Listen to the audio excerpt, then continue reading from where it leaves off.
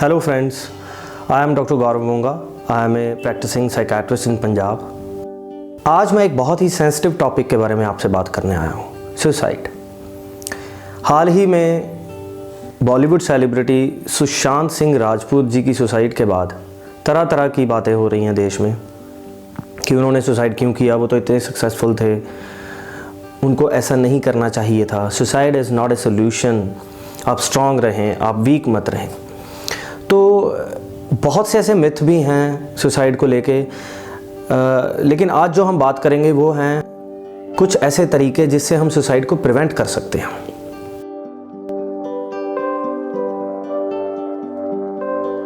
तो सबसे पहली चीज़ है टॉक एंड लिसन। अगर कोई इंसान आपसे ये कह रहा है कि वो जीना नहीं चाहता है, उसके मन में ऐसे ख्याल आते हैं, मरने के ख्याल आते हैं, वो ज़िंदगी से थक चुका है, तो आप उसकी बात को पेशेंटली सुने। उसकी ऐसी थॉट्स को आप डिनाई मत करें कि तू तो ऐसे ही सोच रहा है, कि ऐसा कुछ नहीं है। Social support is very important.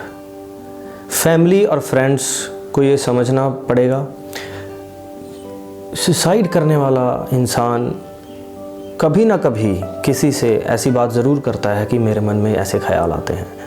अब अगर हम उसको इग्नोर कर देते हैं, यहाँ पे फैमिली और फ्रेंड्स का बहुत ज़्यादा रोल है। अगर हम उसको इग्नोर कर देते हैं तो वो बंदा कभी ना कभी सुसाइड कर सकता है। तो जिस इंसान से उन्होंने डिस्कस करा है, उसको ये समझना पड़ेगा, उसको ये सीरियसली लेना पड़ेगा और उसको हेल्प करना पड़ेगा। उसके पास बैठें, उसके साथ वक्त बिताएं, उसको अकेला मत छोड़ें। बहुत बार हमें लगता है कि अगर हम इस तरह के व्यक्ति के साथ जो सुसाइड की बातें कर रहा है, उसके साथ ये बातें करेंगे तो वो पक्का सुसाइड कर लेगा, लेकिन ऐसा नहीं है दोस्तों। It is just the opposite of that. अगर आप उससे बात करेंगे तो हम उसको सुसाइड करने से बचा सकते हैं।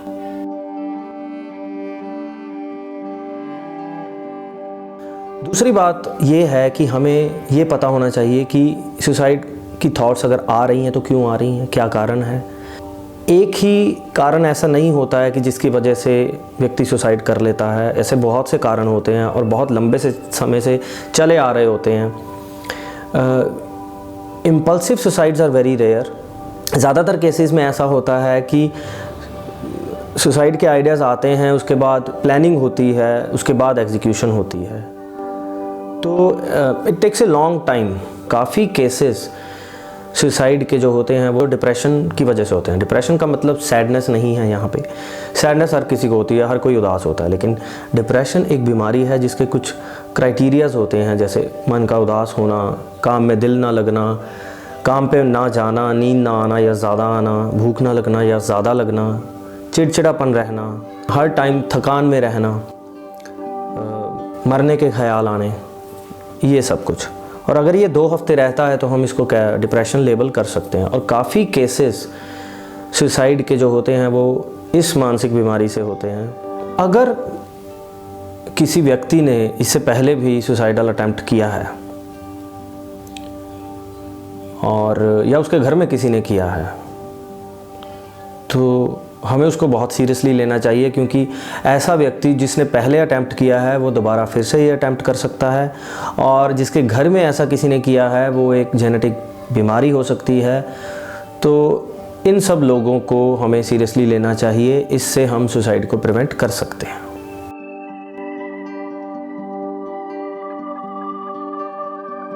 डिप्रेशन तो वीक लोगों को होता है, उसको ऐसा नहीं करना चाहिए था। वो क्यों हार मान गया? सुसाइड कोई सोल्यूशन तो नहीं है। ऐसी बातें हम अक्सर सुनते हैं, देखते हैं, लेकिन मैं आपको ये कहना चाहता हूं कि आप इनको प्लीज़ बंद कीजिए। इससे उसका कोई फ़ायदा नहीं होगा। उस व्यक्ति को सिर्फ ये लगेगा कि उसको तो जीना ही नहीं आता, उसको तो एंजॉय करना ही नहीं आता। तो प्लीज़ आप उसको प्रोफेशनल हेल्प दिलाएं।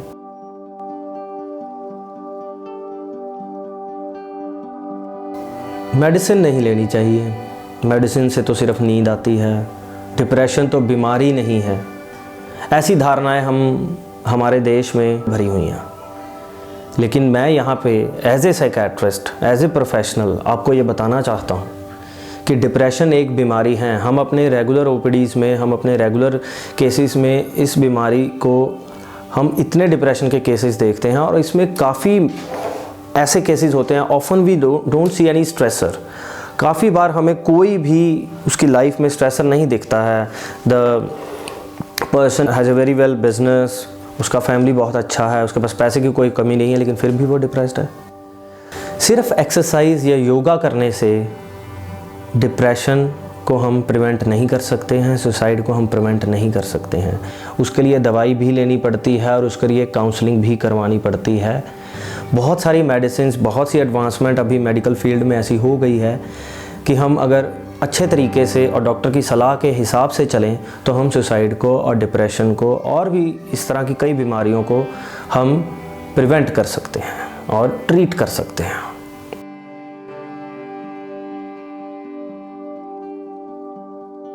अपने बच्चों को अगर हम चाइल्डहुड से ये सिखाएं कि ज़िंदगी में सिर्फ जीतना ही सब कुछ नहीं है, क्लासेस में फ़र्स्ट आना ही सब कुछ नहीं है, कभी कभी हम हार भी जाते हैं, फेलियर को एक्सेप्ट करना सिखाएं उनको बताएं कि हारना भी ज़िंदगी का एक हिस्सा है। उनको ये बताएं कि ज़िंदगी में सब कुछ नहीं मिलता है, जो कुछ हमारे पास है उससे हमें खुश रहना सीखना चाहिए। तो हम आने वाले टाइम में मानसिक बीमारियों के साथ साथ सुसाइड को भी प्रिवेंट कर सकते हैं।